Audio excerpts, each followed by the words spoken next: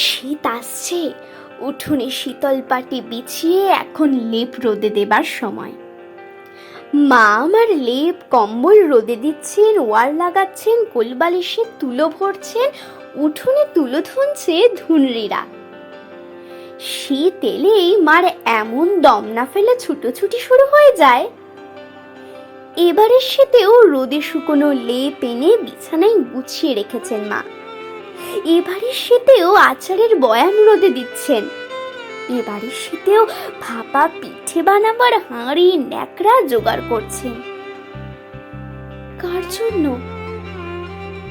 কে আছে বাড়িতে যে কিনা সারা শীত লেপের তলায় গুটি মেরে মনে মনে চমৎকার চাঁদের আলোয় অরণ্যে কাঠখড় কুড়িয়ে আগুন তাপায়?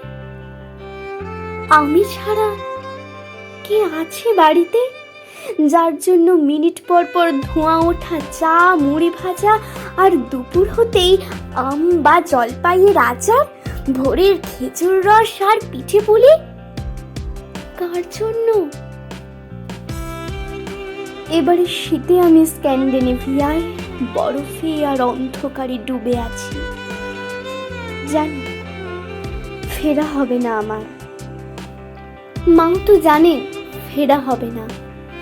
রোদ পড়া উঠোন আর নকশি গাঁথায় ন্যাপথলিনের ঘ্রাণের ওপর পাশের বাড়ির বেড়াল এসে শোবে। এত জেনেও মা কেন রোদে দিচ্ছেন আমার কাঁথা, কাপড়, লেপ, কার্পাস তুলোর বালিশ? এত জেনেও মা কেন ডুকরে কেঁদে ওঠেন ফোনে যখন আমি পৃথিবীর শেষ প্রান্ত থেকে সুখবর দিই ভালো আছি? অবুঝ আমার মা, আঙুলের কড়াই গোনেন দিন, বারান্দায় দাঁড়িয়ে থাকেন অপেক্ষায়, আর আচমকা প্রশ্ন করেন, কখন আসছো তুমি?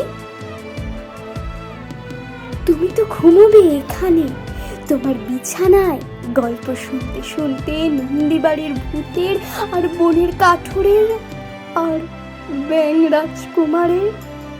আর মা কি আগামী শীতেও আমার জন্য আবার রোদে দেবেন লেপ, তোষক, আচারের বয়াম? আর দরজায় টোকা পড়লে বাটিতে মাছ রেখে দৌড়ে দেখবে আমি কি না